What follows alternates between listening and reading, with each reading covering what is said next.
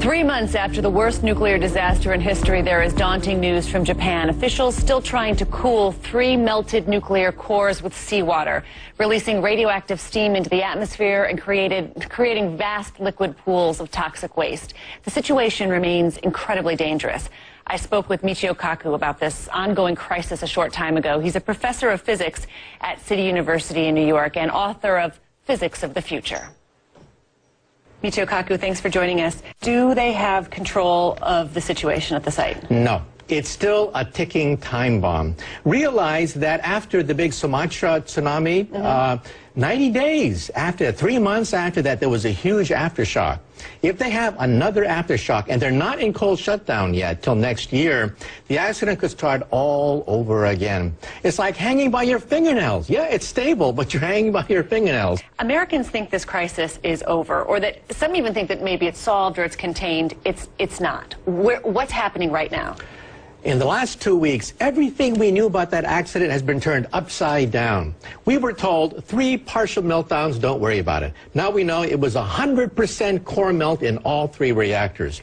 Radiation, minimal that was released. Now we know it was comparable to the radiation at Chernobyl. And as far as evacuation, yeah, 12 miles, that's it. You don't have to evacuate beyond 12 miles. Now they find hotspots, 4 hotspots outside the evacuation zone. 34,000 school children now have radiation badges when they go to school. Kindergartners with radiation badges. Down to 4 years of age. Can you imagine that? Kindergarten kids with radiation badges going to school. So all the mythology of the accident has been turned upside down because utility has finally fessed up to how severe this accident really was. In your view, did they not know how bad it was, or they knew and they didn't tell, or they just were completely blown away by the scope of the disaster? I'm a physicist, and we tried to reconstruct the accident in our computers given the feeble amount of information they gave us. We knew it was much more severe than they were saying because radiation was coming out left and right.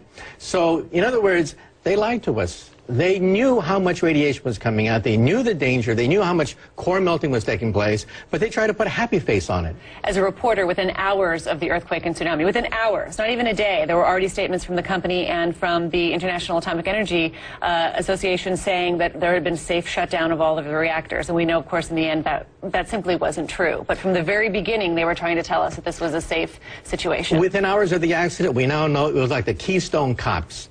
People that are clueless, headless, just running around crazy, not knowing what to do. We can now reconstruct that accident minute by minute, hour by hour, and we can see this chaos that erupted in the leadership of the utility. What's happening to the people who are working there now?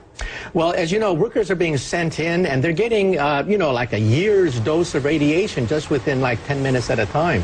At Chernobyl, 600,000 workers had to be mobilized, each one going in just for a few minutes, each one getting a medal from Gorbachev. This will be the 100-year cleanup. How long will it take to clean this up, in your view? 50 to 100 years. And we're not there yet. We're not to the point of talking about the cleanup yet because they haven't stopped the reaction. It's still happening. Cleanup hasn't even started yet. They're not in cold shutdown till next year. Cold shutdown is when boiling stops. Right. It's boiling water right there at the reactor, releasing radiation into the environment and releasing radiation into gigantic vats. How are they storing and disposing of this stuff? That's the killer, because they have all these vats that are filling up now. They may have to dump it into the ocean again. At that point, the Chinese, the Koreans, the fishermen, they get up all in arms because there's so much damage that every time you put water in, it leaks right out again, highly radioactive, and it's filling up at the site now. So what do they do with it? Right now, they're just counting the number of gallons as they pile up, desperately trying to bring more vats in. But once they saturate, they're going to have to dump. And at that point, it's another crisis. Let's talk about the radiation in the environment, in the atmosphere. We've been told that it would be measurable but minuscule amounts on the U.S. West Coast, around the world. Is that true? It's still minimal around the world. Most of the damage is concentrated within 20 miles, 50 miles of the reactor accidented site. That's where we have the hot spots. That's where we have 20 times normal amount of radiation in schoolyards outside the evacuation zone. But in New York City, you can actually see it in the milk. You can actually see that the iodine 131 actually spiked a little bit in our milk in New York City, but it's very small. Just even hearing that, though, I mean, even hearing that you can detect it, that there's a catastrophe that is the worst catastrophe, industrial catastrophe in history, that we can see it in milk in New York, that's frightening. That's right. This could be the granddaddy of all industrial accidents, topping Chernobyl at 200 billion, topping the Gulf oil spill at about 15 billion, topping the Challenger Columbia disasters in space at about 10 billion. This could be the world's record holder for an industrial accident. How many 100 years to clean up the site? I mean, when you're looking at this much radiation, 3 exposed cores, this much environmental damage, I mean, that must be staggering for that part of the country. It's unimaginable. Realize that at Chernobyl, it was just 1 core's worth of radiation causing a $200 billion accident, and it's still ongoing.